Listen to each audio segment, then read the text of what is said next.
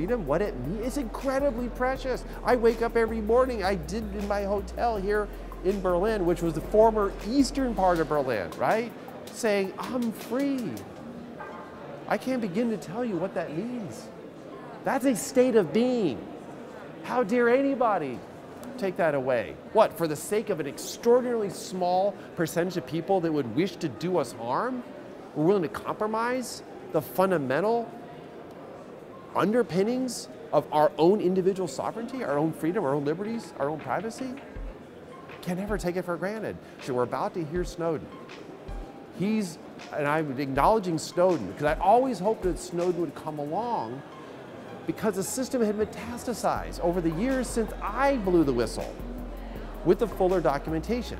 And he's attributed his moral agency, the choices he made, the conviction of his own conscience to me and others.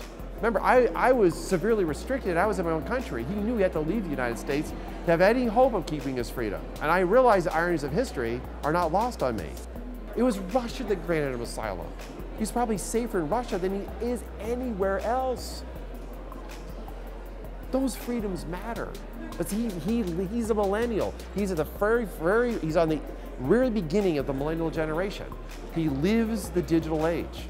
The United States is more vulnerable to attacks that undermine our actual systems than any other nation in the world because we simply have more computerized systems to be attacked. And ones of greater complexity, ones that would have greater impact if they failed. And yet at this same period, they're saying, well, we need to weaken security, not make it stronger.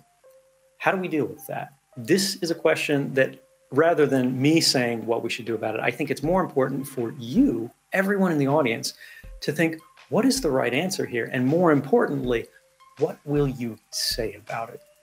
It's not enough to think about these things. It's not enough to believe in something. You have to actually stand for something. You have to actually say something. You have to actually risk something if you want things to get better.